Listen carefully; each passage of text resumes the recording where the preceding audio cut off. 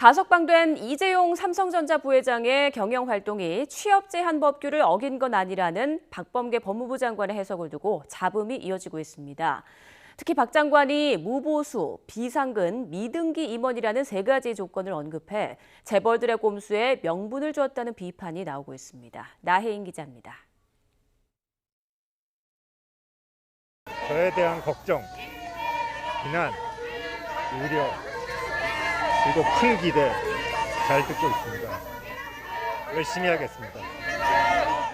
지난 13일 가석방으로 풀려난 이재용 부회장이 가장 먼저 찾은 곳은 삼성전자 서초 사옥이었습니다.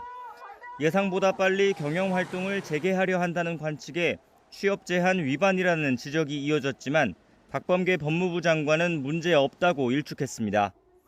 이 부회장이 무보수, 비상근, 미등기 임원이라 취업으로 보기 어렵다는 이유를 들었습니다. 미등기 임원으로서 이사에 참여하지 않고 그렇게 되면 이사회라는 아까 말씀드린 의사결정에 참여할 수가 없습니다. 그것은 취업이라고 보기는 어렵지 않느냐. 위법을 제재해야 할 주무부처 수장이 되레 이 부회장 측에 명분을 줬다는 논란이 일자 법무부는 2018년 배임죄로 유죄 판결을 확정받은 박찬구 금호석유화학 회장 사례를 근거로 들었습니다.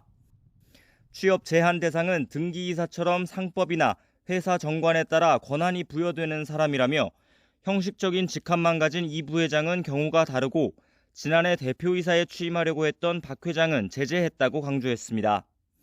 하지만 그룹 사업 내용을 사실상 지배하는 이 부회장에게 회사 의사결정 권한이 없다고 보는 게 이치에 맞느냐는 의문은 여전합니다. 횡령이라는 중대한 경제범죄를 일으켜서 손해를 끼친 사람이 미등기 비상근이어서 취업 제한이 아니라고 하면 책임 없는 사람이 회사를 좌지우지하는 모양새이기 때문에 오히려 그게 더 사실 비난받아야 될 부분이 있는 거고요. 거액 경제사범의 경제활동을 제한하는 취업 제한 법규는 지난 1984년부터 시행됐지만 2000년 이후 15년 동안 법무부가 위반 사례를 적발해 기업에 해임을 요구한 사례는 단 한 건도 없었습니다.